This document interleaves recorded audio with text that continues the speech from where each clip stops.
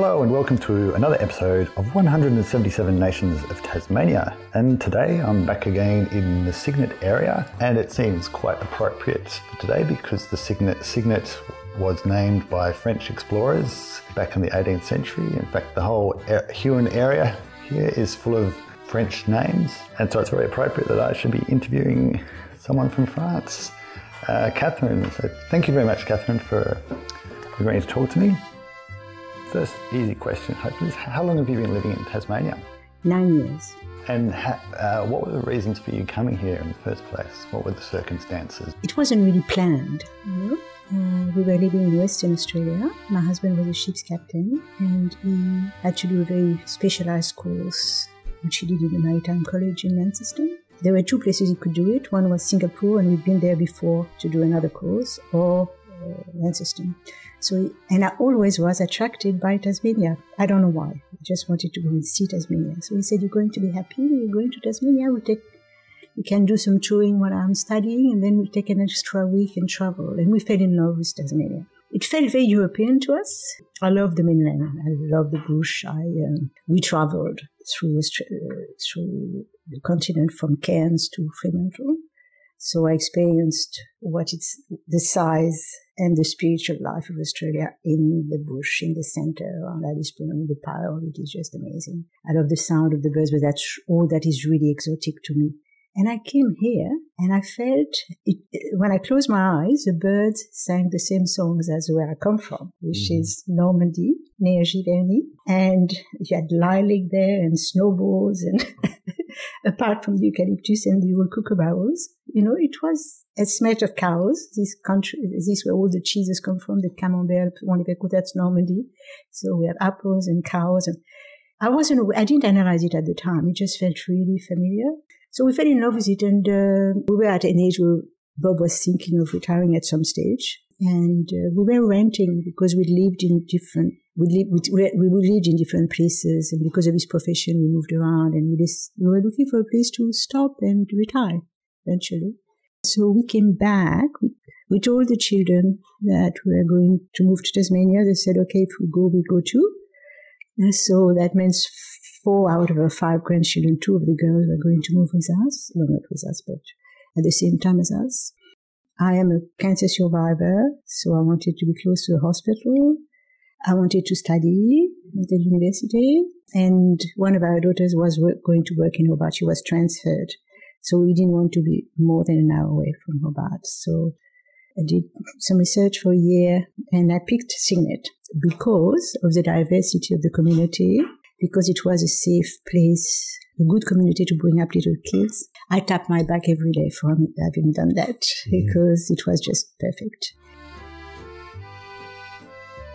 We moved in 2011, and that's about that time where Mona was starting to happen, or just had happened, which completely changed the artistic landscape of Tasmania, because people were saying to me, "You're a Parisian, you're going to go there, and some people, you're going to have people with 2 heads and stuff." And so I followed my gut. But what was really interesting is that I did a fine arts degree at UTAS, which I finished 3 years ago almost. And what I was learning there in the art school was more forward thinking than anything that I've seen in Australia before. It was really avant-garde. I was born near Giverny, Monet's garden, just a few kilometers away from there. And so what kind of place, and that's where you were raised and brought up? In Paris. Okay. Which is it's only 70 kilometers away from Paris. But my grandparents lived there. My grandfather was a teacher in that village, and they had a hobby farm, which means that I'm very familiar with the country as well, you know, and the way people think in the country. It's like, you know, if you haven't gone back 4 generations, you blow in, you know. Yeah. So for the real rural people, you know. So I was born there, and we used to go there on each weekend and on holidays and whatever. And also, I did a year schooling there when I was little. So I go back to my parents. My parents met during the Second World War. My grandfather, the teacher, was a resistant, and my father, who comes from Morocco, was in England with de Gaulle and was parachuted, or near the house I was born in. And my grandfather, my maternal grandfather, was hiding in during the war. So that's how my parents met during the war. And my parents had a very, very passionate, intense relationship. And then they were fighting as well for the liberation of Algeria in Paris. During the Algerian War, there was a war in Paris as well. Mm-hmm. Here, most people are not aware, it is not part of the history, but people were being killed in Paris, thrown in the river. My parents were very engaged. My father came from a noble Moroccan family, and the King of Morocco asked all the heads of the family to help their Algerian brothers to free themselves from the French, literally, So during that year of independence, it was very bloody, it was horrible, and it was also the case in France, and we were right in the heart of it. So during that year, we were sent to the country. One of the years, we were sent to the country with my grandparents to be safe, because we had a fire started in our apartment. We had, my parents had a hotel restaurant in the heart of Paris with blood, fights, all sorts of things happening there. And so one of the school years I spent there with all, it was a school where all the grades were taught together, one of these really old-fashioned schools, like with there's a wooden desk that you see and the ink. And in my grandparents' house, which is my sister's house, there are still some of these, it's like a museum, like what you call here museums, which is all for you. This is, for us, it's part of our family history, with everything. That's how I learned to write. My grandfather used to, we had the lines, and I don't know what it's in English, les pleins et les déliés. So the full and the thin in the French script, for us. And so anyway, so this is my connection to the country. As a child and growing up in Paris, what kind of childhood was it for you? What were your parents doing at the time? My parents did a lot of different things. My father was a businessman, really. So at one stage they had some taxi. My mother was a school teacher. From my mother's side, I come from 8 generations of school teachers. But my mother was a rebel. And she stopped she married my father and she stopped teaching. They were in business together. So my father was arrested during the war. So that's really relevant to their professional life. So my father was arrested during the war. He was prisoner of war. He was arrested by the German. And he was tortured for 18 months, and he didn't give any names. Mm-hmm. And it's a miracle that we're here, because it's a miracle that he's alive, because he was going to get shot a couple of days after the liberation of Paris. So he was, Mm-hmm. So after the war, my father had huge, huge political power. Yeah, he knew people in places of power, in the police, in the governments and everything. And he was able, because being Moroccan, he was able also to provide papers for family from Morocco, or people who were sent to him, which everybody owed him a favor, I had a friend who used to call him the Godfather. He had a lot of political power. And he was very altruistic as well. Both of my parents had taught us, that you should share and get engaged in what you believe in, and they had very strong values. They had different they voted differently, because my father voted for de Gaulle, which most Arabs did, because, he helped the liberation of Paris, and he was there with him in London.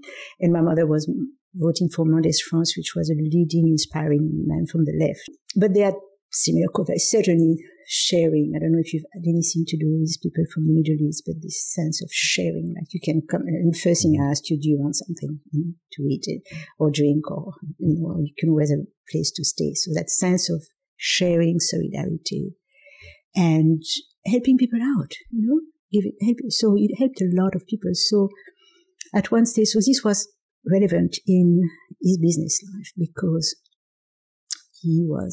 at one stage they had taxis, they were driving taxis, and then they sold that, and then he had the possibility to lease this amazing building in Rue Mouffetard, which is a beautiful street in Paris, right on the top of the Montagne Saint-Geneviève, which is, it's people who've gone to Paris have gone to Mouffetard. It's just full of restaurants. It's really, really beautiful. Well, like lots of parts of Paris, it's really old and beautiful. So that's really the heart of Paris. So you had the opportunity through people in you, whatever, to lease that building for a very long lease. You could have had it as long as you wanted. So they had this hotel, restaurant, bar, cafe in Rooftop for years and years and years. And during the Algerian War, we had bombs thrown there. We had police coming down, and my mother with guns in her pocket. And, it was pretty intense. The police coming and lifting everything up because they were looking for people who were, trying to for the liberation of Morocco, and so all that. So that's when we were sent to the country to go to school. And so, I mean, it sounds like that period in Paris was quite a period of turmoil and change. And did that sort of, did you sort of look, and I'm asking you to look back a bit here, but do you think that, what sort of influence did that have on you as growing up as a child or a teenager? I felt extremely responsible for my brother and sister. That was an important thing. And also this, during that period around, then after there was the May 68 revolution in Paris. And my parents were going through divorce, so that had lasted for 3 or 4 years. The influence that it had on me, I was born with a very old soul anyway. And I started practicing yoga when I was 13 years of age, as well as dance, because I love body work. And, what kept me sane was that, I grew up very quickly. And also I had a very old soul anyway, which I still do have, which is getting younger and younger as I grow. Younger in my way of looking at the world, but that the old soul is there. Yeah, so it had this influence on me of being extremely responsible at a very early age. And when my parents were going through their divorce, and sometimes my father was just about to get violent with my mother, I would be in the middle of it, with giving the black eye, which is a killer. Never get me angry, Mark, because the black eye kills. I remember one day my father was about to raising his hand, and I went and looked at him with my black eye, and went like this, So, yeah, very, very, between the war, and very protective and motherly, and yoga and dance were places for me which were expression, because I was doing a lot of modern dancing at the stage, and also classical. And my first yoga teacher was an ex-ballet teacher, so I was learning yoga and dance with her. So that channeled a lot of physical and spiritual energy, which was very, very useful for my mental health. So how did you discover yoga, or through my mother. My mother had very rich intelligence. She was part of the French avant-garde intelligentsia. And she knew my yoga teacher. I met her she'd spoken to both of us about each other. One summer solstice, so there was we do big bonfires in France, 21st of June. We met there, and it was like, we'd known each other before. So she could see what was going on. She took me under her wing. She became like a second mother to me in a way. And I was going every day. Yeah. And so that yoga has been part of your life ever since? Yeah. On and off, with different intensity, but it's a huge part of my life. And then in 68, I went to England because it was a revolution. I'd fallen in love with my first husband, and I was trying to go to England, and there was no petrol, no nothing.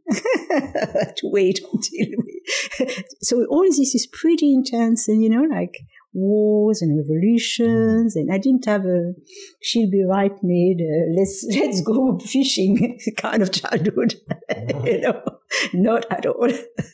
And from very early on in the picture, because of all this and because of my old soul and because of the work I was doing with my yoga and my dance, and I've always loved learning as well. I've learned all my life. I'm a teacher and a learner, and I learn every day. And I love to share knowledge. So I was able to get through this really well.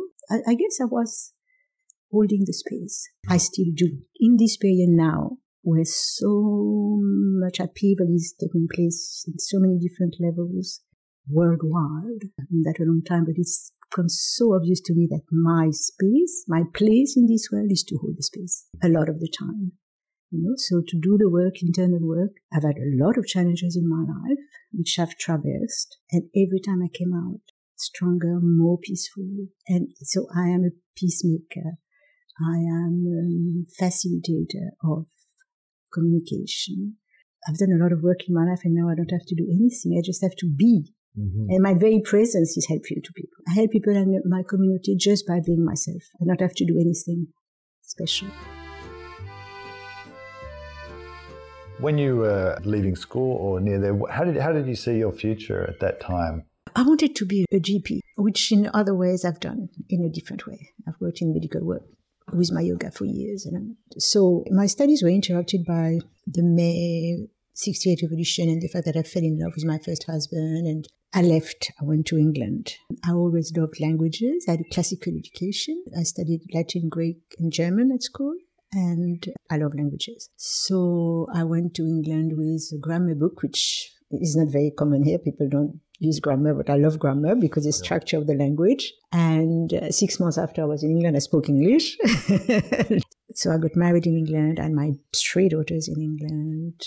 And I studied English and did little jobs. I taught a bit of French. I made some jewelry. I made some cats. I just did a bit of artisanal work and little jobs. Nothing terribly interesting professionally there. And then in 1971, we moved to Mallorca, to Spain. My first husband and I. His brother and companion, he was homosexual. So it was a couple of homosexuals, and they had hair salons, and they wanted to start an English pub in Mallorca. So we went there, and we started this business venture with my brother-in-law and his companion. And then our marriage fell apart. So I came back to France in 1974 and I started to study again. And this time I studied Japanese. I did the equivalent of the baccalaureate, which I couldn't pass in 68. I should have passed it in 68. So I did that and I went to the Oriental Language School in Paris. And I found a job in a large department store called the Galeries Lafayette, one of the beautiful ones, as a part-time interpreter. So I polished my German and my Spanish and my English and decided to study some Japanese. But I didn't finish that study either because I had 3 kids. So I was working as interpreter and my ex-yoga teacher wanted an assistant. So I started teaching with her. So I did that for a few years and then she started to become jealous of me, which was awful. Wow. So I looked for another teacher. I didn't want to be in any rivalry with her or anything, so I just left gracefully. And I looked for another teacher. I was taking a yoga class with a teacher and she said to me, I have nothing to teach you, go and see this man. So I went and saw this man, which was called Jacques Thibault, which was a man who had an interesting life. And so I worked with him for 18 years. And I was going to just follow up my language skills and yoga followed me. So when I was the assistant of my first teacher, I used to teach in various places. And a few people found a way to find me. So some of them found me through the Galeries Lafayette.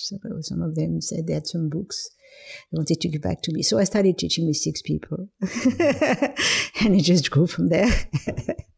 So I still had a partner in that bar, in that pub in Mallorca. Still now? No, I was still when I was in France. So at one stage there was some problem there. So I went there for a couple of months, and that's where I met my second husband. He walked up to the pub and it was closed. Of course, being English, he wanted Australian, he wanted a beer. And I was with my daughters, they were outside that pub, and I didn't have the key to open. So we started chatting. That's how I met him. Yeah, right. So, if somebody had told me that at the time he was a naval officer, he was ex-submariner, he'd gone through a divorce himself, and he was taking a sabbatical year. He was barefoot, he had long hair with a tie, and he looked so hippish and whatever, and I looked at him and never took him seriously, never. Right. If somebody had told me you spent 40 years of your life with this man and you'll end up in Tasmania, I would have laughed at them. But that's what happened. in 1993, I realized I had to let Bob go. He had his internal woes. He had to come back to Australia. My work was so interesting. I was right on top of my profession. I used to teach in a castle because one of my students was inherited, or her husband had inherited the castle, which was falling apart. She was an architect and he was a lawyer. And she said to me, I've got this castle. That was 89 again. We need some money. Do you want to come and teach seminars there? So I did that for 20 years, including some of the years I was in Australia. Next to this castle, there was the priest house, a presbytery. And Bob was on the roof of that presbytery and Bob was an athlete. He was a rugby player, a squash player, a surf life diver. He fell down. There was a man who was helping him who almost fainted. That was typical of Bob. He got up and he helped the man who was about to faint. But that was an alarm call for me. I said, I've got to let him go. For me, that was because he never fell. He was like a monkey. He would climb everywhere. So I said, no. So I let him go back to Australia. And I said, look, I was very committed. I couldn't go with him and he had to organize himself. And I went to Australia in 94. He left. In January, I went in after my teaching my seminar. And I took a sabbatical year, 94, and I'm still here. Yeah. But so you went to, was it Western Australia you said you went to? No, first we went to Sydney because his family was in Sydney for just for a little while. Then we went to Brisbane because he wanted to restudy. You can imagine his profession. He hadn't been a ship's master for years. And when he came back here, he thought Australia was waiting for him because he was very clever. He was a second in command of a submarine when he was 24, a sportsman, whatever. He arrived there, but Australia wasn't waiting for him. So he sent God knows how many, and he'd worked for BNP at one stage, creating programs. Australia wasn't waiting for him. He'd been out. He had to repass his driving license, which he missed the first time because I don't know what he did. So it was a reality check for him. Eventually, he said, I've got to get back to my profession as a ship's master. So he restudied and with that in Brisbane.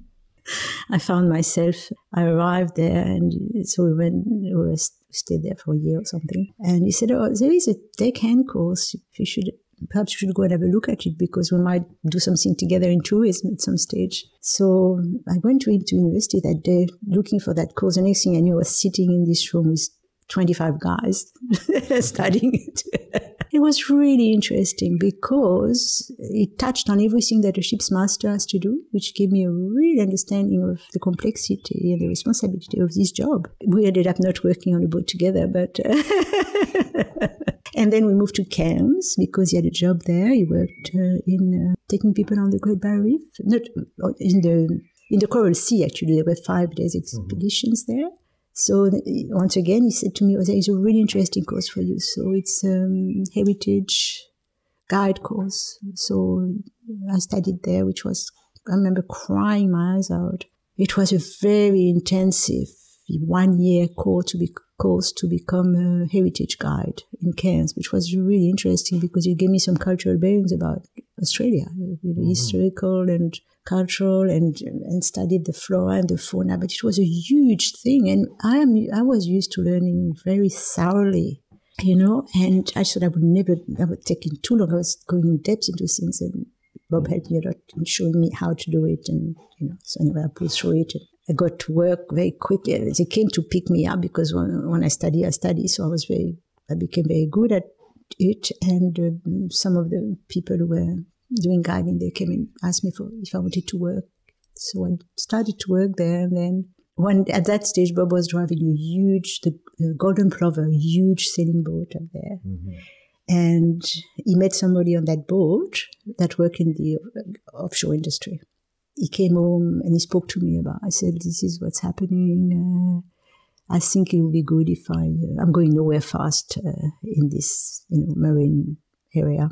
I think it would be a good thing if I went to Western Australia and got back into the Union and see if I could work offshore. So I said, okay, let's go. Because I knew I didn't come here to start a career. I came here to follow him, to give him a chance to pick up his own career. So that's what we did. So when we were in France, he said to me, I hope one day I can travel through Australia with you. So we did that. We took that opportunity. We took 3.5 months to go from Cairns to Fremantle. It was fabulous. We had very little money. We had an old corner tent. Stopped whenever we felt like it. And it made me understand so much about Australia. Seeing the horizon on land and these huge spaces. And we stopped in all this. We spent a week in Mount Isa, a week in Cooper Beatty. So, we just did all sorts of things that were just so far away from Paris. And what were your first impressions of Australia, actually? My two first impressions of Australia, being an artist, because I'm an artist as well, the blue of the sky and the smell of the eucalyptus leaves. When I first came here, I was in 1989. We came to visit first before I was in 1989. So I'm looking at this fabulous shape and the colors of these gum trees and the light. And I was always sniffing eucalyptus leaves. I used to break them and just go like this. Okay, so that's first, literally almost when I was coming out of the airport. That's my first, wow, And then I was a bit culturally, because for me, that was very much like America. It made me think of this, and I don't like American culture. I don't like what comes out of American culture. I really don't. And more so. So it looked really American, so different from our little villages. And the first day I was invited to a barbecue. we went to, it was around Christmas the first time I came here. We were invited to Bob's elder sisters for Christmas. So they had nice house and pool and garage and very, suburbia, Sydney suburbia. And so they had a nice plate of food. And the next thing I know, everybody's in the garage, sitting down with fishing rods. And, so the men started and everybody came. And then women were drinking beer out of the bottle.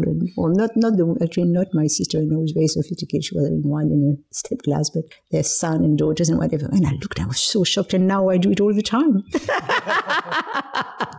If I feel like a beer, I want it to be really cold, And I do it, I feel so good about it because I am not comparing, I drink very reasonably. I don't drink any spirits, I don't drink all the time. But if I feel like a cold beer, I will drink it either in a really cold glass or in a cold beer bottle. Yeah. And it doesn't bother me at all. And I'm still myself and I'm still a sophisticated French lady. It doesn't change a thing. But when I first came here, I was so shocked by it. I said, my God, could I live in a country like that? But I guess that's a little bit of a reflection of your own cultural baggage. Of course. Well, because I came from a whole different cultural space. So you asked me what I saw first. So I saw these huge cultural differences. And I realized more and more the more I live here. When you go to India, it's so clear that you come from France, you go to India. I mean, you are in a different culture, especially because I lived in England as well. Coming here, it looked really culturally different to me. But it's not as obvious because we're white, speak English, whatever, So the cultural differences between France and Australia are huge. Huge. As big as between India and France, even if they don't look in the same. Perhaps I'm exaggerating a little bit. I probably am exaggerating because they're not as big, but they are huge. I'm still trying to understand the complexity of this country. There are some very sophisticated people here. There are some very well-read people here. There is a culture here. But when we first come, I had a cultural shock about the lack of, what appeared to me to be the lack of sophistication, And then now I love it because I don't love anything that is violent or rude, or I don't like that. When somebody calls me mate, I'm still surprised because especially the man the other day called me cobbler. Oh, really? What was interesting is that it surprised me, but it didn't offend me. And at the beginning, when people called me mate, I found it sort of offended me. I was shocked by it because I really didn't understand exactly. And I didn't understand, and I'm a lady. I'm not a mate. Well, I can be a mate too, but I'm not used to it. Culturally, I was not used to it. But now I take it for where it comes from, So just to tell you that after having lived there now for 26 years, I understand more and more where people are coming from. And this is what I've tried to do in my life. I've always tried to understand.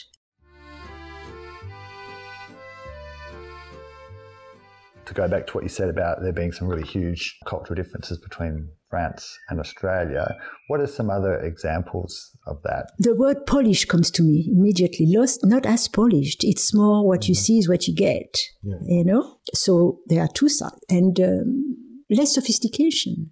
And of course, there are sophisticated people here too, of course. But generally speaking, you know, in France, it's valued to be learned, and it's valued to be an artist, it's valued to be cultured. Here, it's not, generally speaking. The majority of people don't value it as much as being a sports person. That's my perception of it anyway.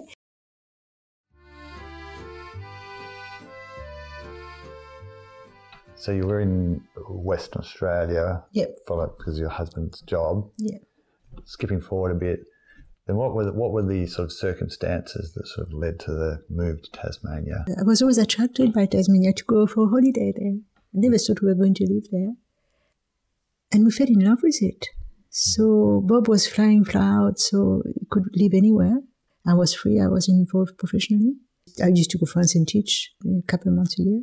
So it was incidental, really. I was attracted by it. We came in. We hadn't bought a house. We'd been renting, and we wanted to buy a house to eventually retire, you know, finish our old days somewhere. And being able to travel and, you know, something that wasn't too complicated. We wanted to go on to start a property with animals, wanted to be easy.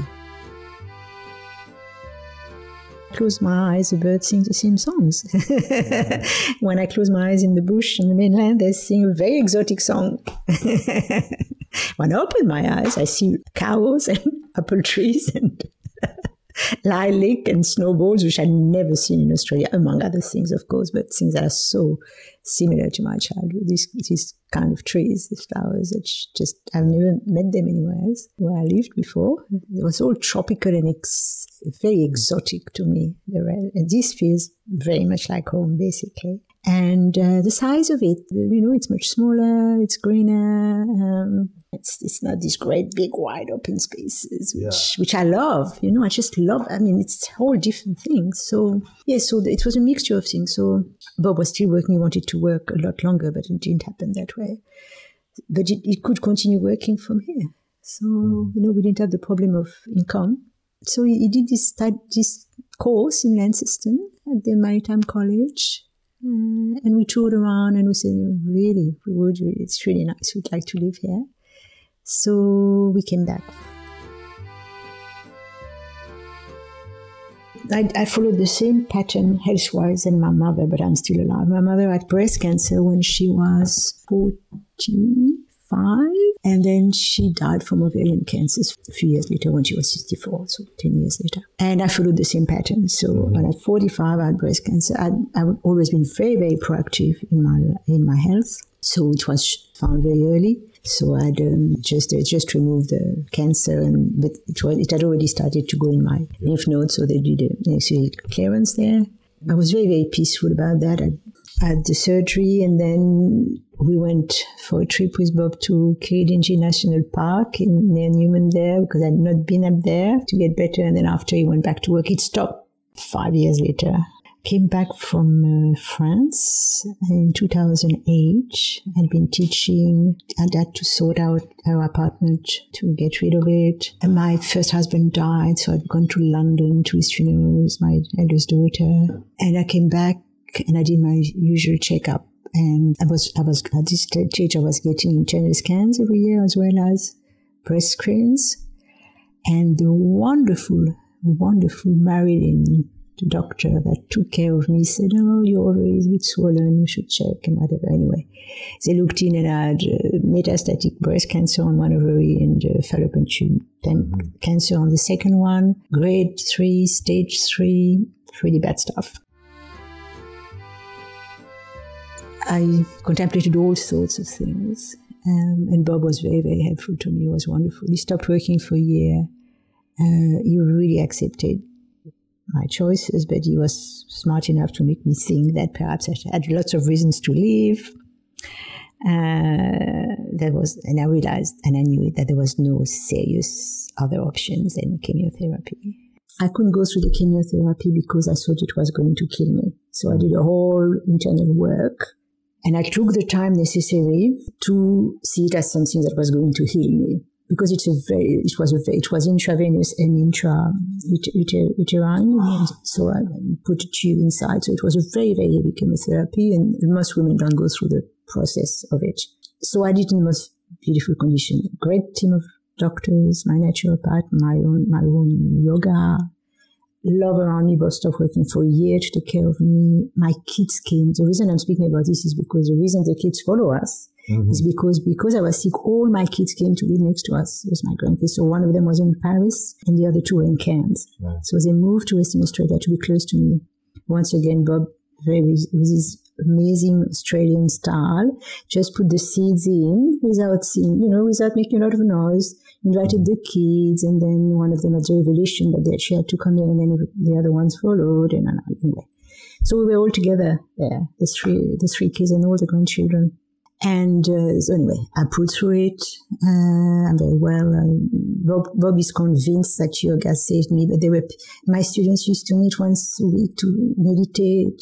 My sister, at one stage, she worked in Africa. She had people doing voodoo, and Christians and Muslims. Everybody was praying for me all over the world. My nephew was doing sun dances, and anyway, so all the not taking any chance. I had a lot of support, but Bob is convinced that yoga is what actually saved me, but it was a lot of other things as well. But once I decided to do it, not once did I cry or feel sorry for myself. I just went through the process. And what he said to me, you just have to get better. I know you can do it. I'll take care of everything.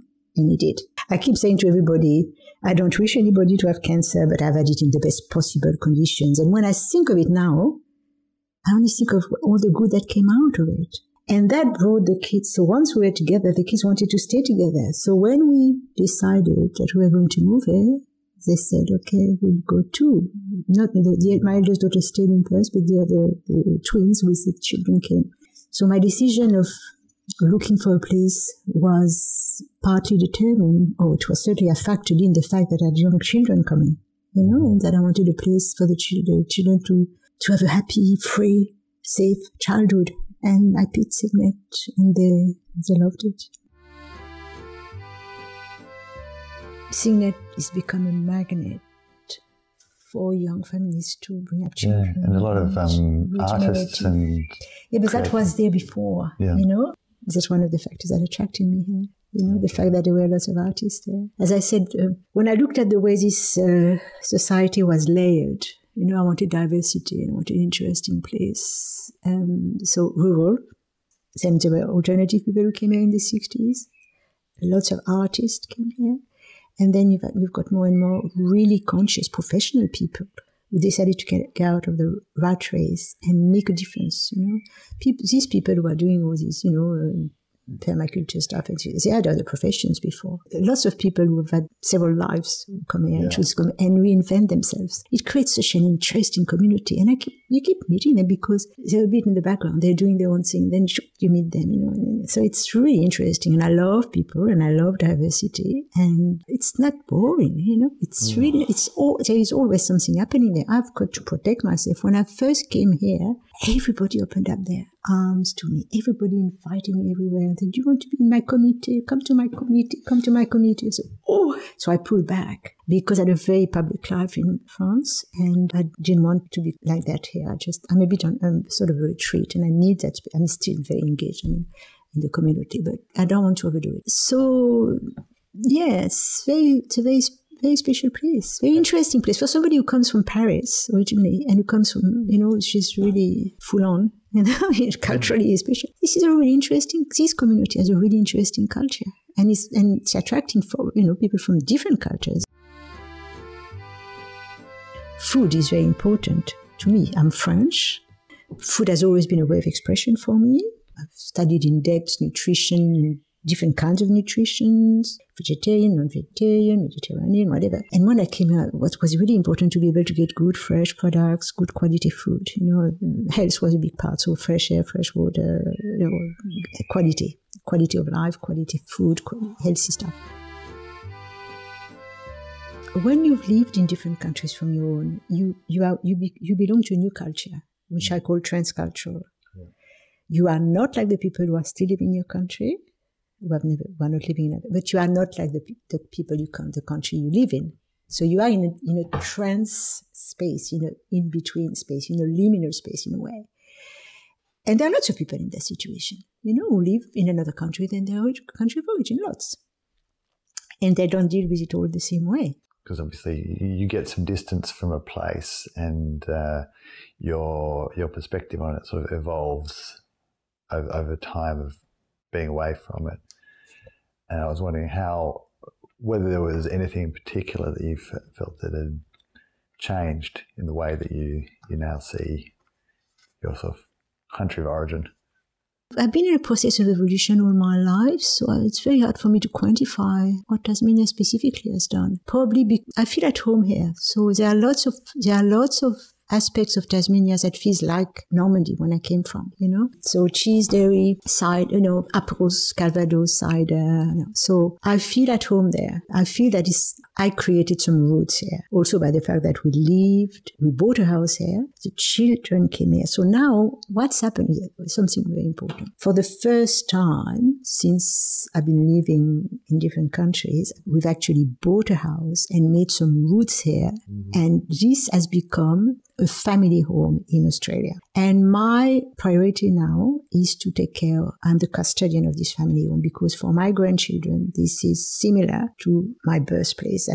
So we have 2 family homes now, or 3 actually, in Busan-Remy, in the little village, and in Cygnet in Tasmania. So, and my sister expressed that the other day because my sister has come here several times. And during the lockdown, my granddaughter came and lived with me. She's married up with her boyfriend. She lost her job. She lived with me for 8 months. We lived the lockdown together. It was beautiful. My daughter, while she's waiting for a house, is coming to live here. If Emma comes back, she's probably going to start coming here at the beginning. So I created some new roots in Tasmania, and I am the custodian of the family home in Tasmania. So Tasmania is now roots because of the history of my grandchildren. They were very, very little when they came here. So their early childhood, not quite early yet. Didi was 2 and Arsene was 5. So, and they spent 9 years there. So 8 years there, and they're coming back. So they are very formative years. And the souvenirs of Easter eggs in the garden, and coming here when they're sick, and Christmases, and Bob being Father Christmas. All these childhood family